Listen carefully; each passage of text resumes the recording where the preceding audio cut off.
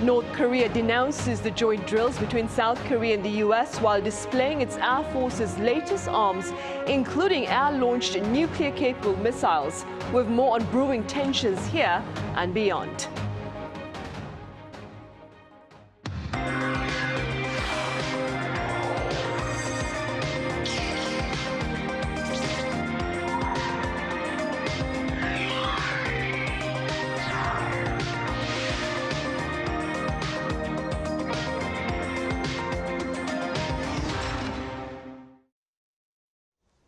Hope your work week is off to a good start. You're watching the first edition of Press Perspective for this month, that is December 1st, here in Seoul. I'm Min Sunhee.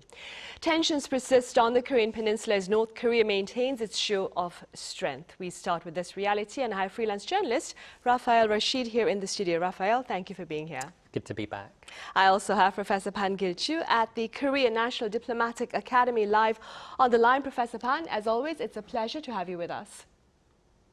Hello, good to be with you.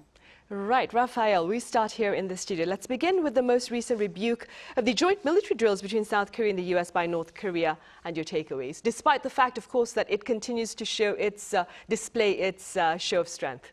Yeah, exactly. I mean, I feel like this is in part nothing new, but also I think there's a bit of nuance that we can take from this. North Korea's latest condemnation, I do think represents one of the most maybe comprehensive kind of attacks on US-South Korea relations, or the military cooperation, at least in recent times, framing recent exercises as evidence of American regional destabilization rather than defensive preparation.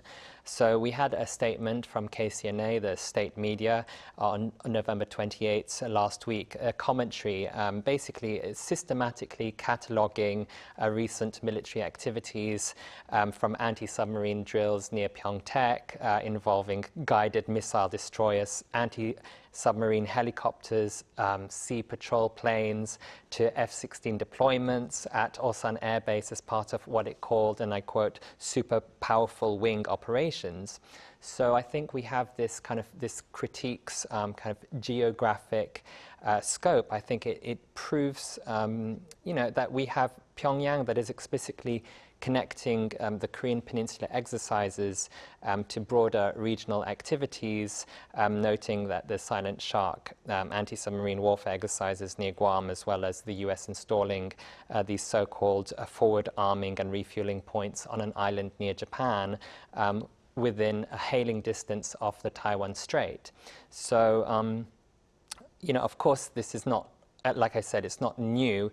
They're calling these aren't regular drills, but actually covert or aggressive nature, showing the aggressive nature of the US and their belligerence and offensive attacks and what have you, preparing for an armed conflict. So I don't think this is anything new, but I think we have North Korea positioning itself maybe as a kind of defender of regional sovereignty, at least in the area, compared to the US that it is framing as the threatening, the destabilizer of peace and security in the region, destroying this so-called strategic security balance. Of course, the timing of all this, I think, is significant, especially at a time when North Korea is, becoming more and more comfortable with Russia, cooperation with Moscow, especially, we've seen many visits from VIPs from Russia going to, from North Korea going to Russia and vice versa over the past few months. And so then we also have, comments that Taiwan, related to Taiwan as well. And I think that the comments, when they are related to Taiwan, also shows that North Korea has these shared interests with China. So I think it's this kind of reframing in the region, and again, classic North Korean maybe diplomatic strategy, portraying these defensive alliances as aggressive whilst positioning itself as the aggrieved party in the region. Right, and ahead of these remarks by North Korea, Professor Ban, addressing the presidential press pool on flight to Turkey last week, President Lee Jae Myung, for his part, proposed suspending these joint drills once, and I quote, durable peace is established on the Korean Peninsula. This being said, first of all, Professor Ban, what are the prospects of permanent peace here on the Korean Peninsula? And second, what do you believe are the prospects of these drills being suspended, especially keeping in mind the fact that the Trump administration continues to claim the ROK-US alliance seeks security not only on the peninsula, but also in the Indo-Pacific? Well, what President Lee mentioned can be explained by a condition-based suspension of the ROK-US combined exercises, which means that a firm peace regime can serve as a sufficient condition to suspend combined exercises. However, a perpetual peace is least likely, at least for the time being, not simply because North Korea is reluctant to sit at the table with South Korea, but also because military offensive is at the forefront around the world amid growing geopolitical tension. In more detail, it is not the era of durable peace, but the era of hot peace or provocative peace, in the sense that wars are already taking place on several fronts, and military confrontations are being heated even in the non-war zones. If so, what are the intentions behind this approach? First of all, South Korea seems to show North Korea that it is willing to suspend combined exercises once a peace system is established as a result of international inter-Korean dialogue and cooperation. Second, more importantly, Seoul seems to follow the formula that had functioned in the 2018 to 19 era. Back then in 2018, the South Korean government and the Trump administration decided to postpone combined exercises, leading to a temporary détente on the Korean Peninsula. In particular, back then there were several engagements, which are the Inner-Korean summits and the North Korea-US summits, as well as the North Korean delegation's participation in the Pyeongchang Winter Olympic Games. In the opposite sense, this condition-based approach means that combined exercises are expected to be made without a firm peace regime. Meanwhile, there are two types of combined exercises, one for deterring North Korea and the other for regional security. I think only combined exercises to offset North Korean threats are expected to be suspended even under a firm peace regime, not combined exercises to tackle regional challenges in the Indo-Pacific. In the latter case, the ROK-US alliance should be recalibrated and by doing so, be more comprehensive beyond the Korean Peninsula. All in all, President Lee's comment on a condition-based suspension seems to be intended to encourage Pyongyang to sit at the diplomatic table with Seoul. Furthermore, Seoul seems to think that although it is unilateral without a positive response from Pyongyang, this message helps mitigate tensions on the Korean Peninsula. Right, and following the comments by President Yoon Suk-yeol, Raphael, acting American Ambassador Kevin Kim reaffirmed his administration's hopes for South Korea to take on a bigger role in regional security. Could you tell us a bit more about his comments and their context? Sure. Yeah, I do think that acting Ambassador Kevin Kim did deliver particularly explicit comments about alliance expansion during last Friday's Korea-US Alliance Forum at the Dragon Hill Hotel.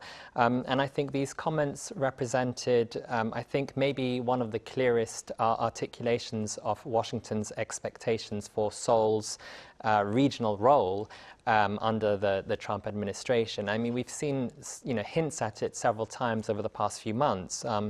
But, we have Kim emphasizing that there is a need to address common challenges, not only on the Korean Peninsula, but also in the Indo-Pacific region. And that now the alliance's main, primary, most important focus is explicitly linking peninsular and regional security together as a kind of unified strategic objective or goal. And so I think also the timing of this, again, is significant. Kim spoke just several days after the joint fact sheet from the Lee Trump summit came out, which he described as covering trade, economy, defense, diplomacy, and perhaps more importantly, this shared future vision of Korea and the US, including not just the Korean Peninsula, but again, the Indo-Pacific regional vision. So of course, this is an evolution from the traditional alliance rhetoric or wording, messaging that we usually see, over the past few years, which has typically emphasized basically peninsula-specific deterrence.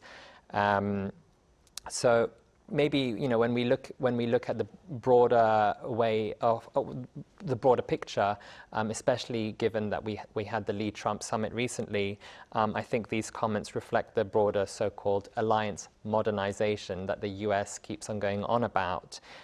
This agenda that has, of course, emerged under Trump's return to office.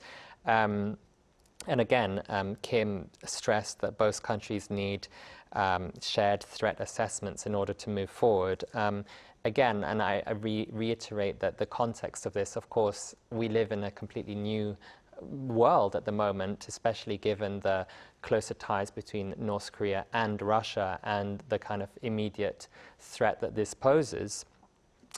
So this is, of course, a challenge that must be dealt with, and I think this is what the US is going towards, and trying to basically get Korea to join forces and follow what the US is basically trying to do in this part of the world. I think Kim's most explicit statement was, there is a simple recognition that America's future depends on Korea, and Korea's future depends on America. So I'll let you read between the lines what that means.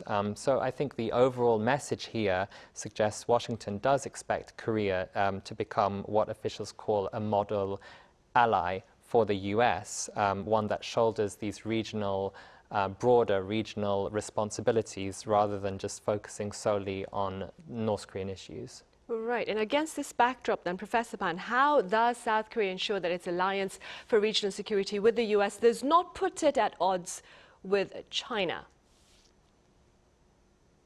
To be honest with you, the reason why Beijing closely monitors South Korea's nuclear-powered submarine program is that it is concerned that the ROK-US intensive cooperation on this program could encourage this bilateral alliance to serve as a platform to counter China, not only diplomatically but also strategically. In the meantime, South Korea's regional roles matter not only for ROK-US alliance but also for its diplomatic and strategic expansion as a robust and strong power in the world. So, Seoul needs to stress that South Korea's enhanced role in the regional security, along with its ally, the United States, are being made without designating or targeting a specific country. Inherently, these enhanced roles are aiming at preserving a rules-based maritime order rather than countering China in an effort to not only maintain South Korea's evolution, but also allow regional prosperity to continue. To that end, South Korea should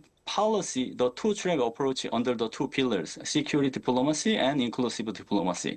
Security diplomacy refers to South Korea's emphasis on its upgraded engagements with its ally and security partners. The typical examples are the ROK-US alliance and the trilateral cooperation between Seoul, Washington, and Tokyo. Meanwhile, inclusive diplomacy refers to South Korea's additional efforts to be cooperative with non-like-minded countries such as China. The typical cases are enhancing cooperation between South Korea and China under the Lee administration's pragmatic diplomacy and the trilateral cooperation between Seoul, Beijing, and Tokyo. The two-track approach could create diplomatic synergy. To take an example of South Korea's nuclear-powered submarines, these submarines are expected to two general missions, offsetting North Korea's nuclear threats and potential missions related to expanded roles beyond the Korean Peninsula. In the latter case, South Korea should send a clear message to China that this mission is not targeting a specific country. To that end, South Korea could make combined exercises with others under the name of sea lanes of communication protection, not the operations to counter China. This two-track strategy is not going to be easy, but extremely important for killing two birds with one stone, particularly under the growing new Cold War mechanism around the world. Right. And Raphael, with regard to the US and China, US Treasury Secretary Scott Bessent spoke about the possibility of 4 summits between the leaders of the US and China next year. Could you walk us through their potential encounters and the implications on global trade and security? Yeah, the US Treasury Secretary's confirmation of these 4 potential Trump-Xi meetings in 2026, I think represent one of the most maybe complete packages in the diplomatic calendar, especially between 2 superpowers, probably since 2017. Speaking on CNBC last week, Bessent outlined an ambitious schedule. He said basically there'll be Trump's April state visit to Beijing and then Xi's reciprocal visit to America. We'll also have the G20 summit at Trump's resort in Florida next year. And then, of course, we'll also have the APEC summit, which will be in China. So I think now, this does represent maybe a kind of restoration of the US-China kind of shuttle diplomacy that we had seen, at least in the past, but has basically been on a hiatus for the past 7, maybe 8 years. There are a few parallels in 2017. There were, of course, Trump and Xi that did meet. I think it was 4 times in the first year that Trump was in office before trade wars derailed and basically the relations soured a bit. Bessent emphasized that the 4 meetings during the year next year would provide great stability to the relationship, but also it would be good for the American people and it would be good for the world economy. So I think this is, when they're talking about the world economy, I think this is, of course, it's very important. And, it was quite, he did say that there was a fundamental reality that, of course, the 2 sides were, of course, rivals at the end of the day, but that they, of course, still needed to cooperate. Interestingly, I think it was in the Wall Street Journal that suggested or said that China had been the one to first basically initiate this phone call between the 2 sides. And then a bit later on, we had China's foreign ministry saying, no, it wasn't. It was actually the other way around. I mean, regardless of who initiated the phone call, Trump's social media on his Truth Social posting, he described the call as covering Ukraine, Russia, fentanyl, soybeans, and other agricultural products. So I think this suggests that both leaders prioritize managing immediate tensions whilst also avoiding maybe bigger issues, more sensitive issues such as Taiwan. Although we did see China did briefly mention the Taiwan issue, whereas Trump didn't. But I think coming back to the diplomatic calendar, I think the success of all of this will depend heavily on kind of implementation of existing agreements, namely these kind of trade issues. And I think Bessent did note that China is right on schedule with soybean purchases. So I think this does suggest that the 2 sides do recognize this kind of economic cooperation as a kind of foundation for broader stability, even amidst this kind of strategic competition. Right. Professor Ban, as Raphael mentioned, Mr. Trump will reportedly start off these series of bilateral exchanges with a state visit to China in April next year. Now, some speculate that Mr. Trump may also meet with North Korea's Kim Jong-un on the sidelines of his summit with China's leader Xi Jinping. What is your outlook? Interestingly enough, the scenario of the North Korea-US summit in the first half of 2026 cannot be excluded. Indeed, in 2 aspects. First, seizing the moment. Second, creating conditions to get things done.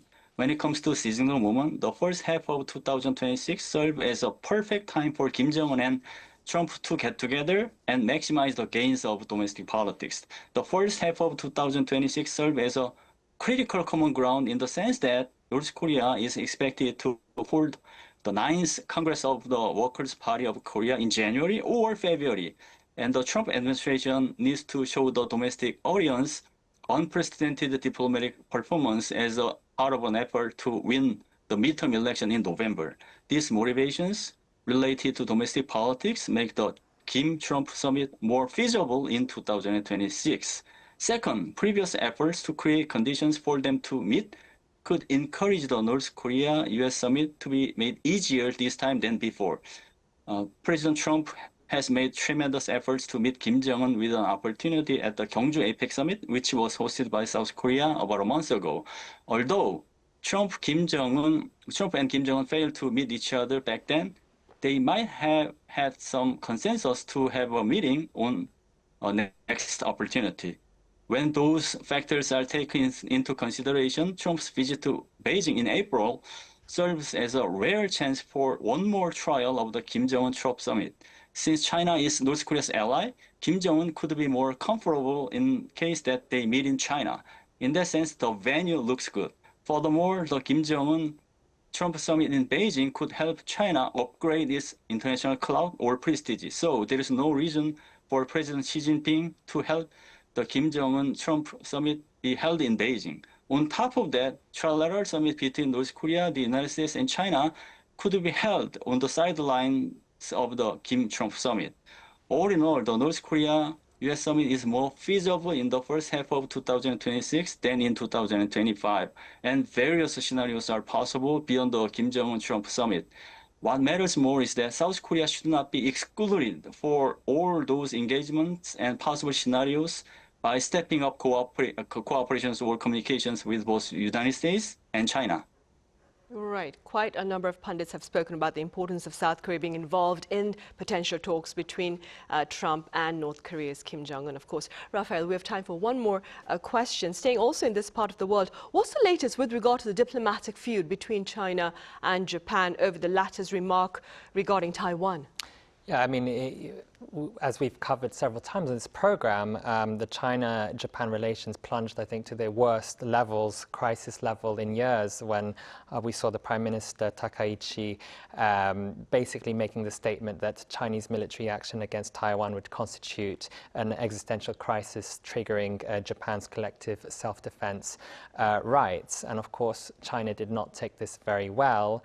It kind of did break, in a way, decades of maybe strategic ambiguity. Of course, Beijing's response, we saw the foreign minister, Wang Yi, declared Takaichi had crossed a red line and that should not have ever been crossed, demanding immediate retraction. And then, of course, we even saw China's Osaka Consul General posting quite threatening remarks, language on social media about cutting that dirty neck, basically forcing Japan to demand appropriate measures from Beijing. Since, of course, we've seen China has implemented a coordinated economic pressure on Japan, issuing travel advisories warning Chinese visitors basically not to visit Japan. Major airlines have cancelled. I think there are hundreds of flights are being cancelled.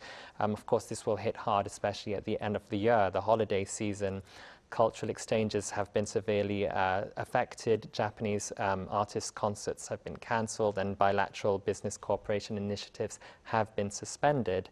Of course, this all comes, especially Takaichi's comments come after her summit with Xi in Gyeongju just a few weeks ago here in South Korea, where the two sides agreed to basically, have a stable and constructive relationship. But despite all of this, I think Japan, or at least Takaichi for now, has refused a kind of retraction, saying that the government's position has always been consistent. Paradoxically, I think some of her approval ratings in Japan have gone up in recent weeks. But I guess overall this does represent Japan's fundamental strategic dilemma, its place in the world, in this part of the world, and its relations with China. Right. Professor Ban, very briefly speaking, what looks to be the broader fallout of a prolonged feud between these two countries, do you think? Well, we need to take a look at the confrontation between China and Japan in a more comprehensive way. This confrontation is based upon embedded history and structural environments related to the high politics. So recent feud between China and Japan can be defined as one of the catalytic factors that were made under the growing structural tensions.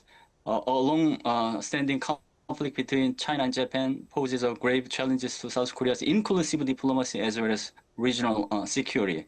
So both trilateral platforms of South Korea, US, Japan, and South Korea, China, Japan need to function in a parallel way in order to mitigate new control mechanism in the world as well as to ensure peace and stability in the region.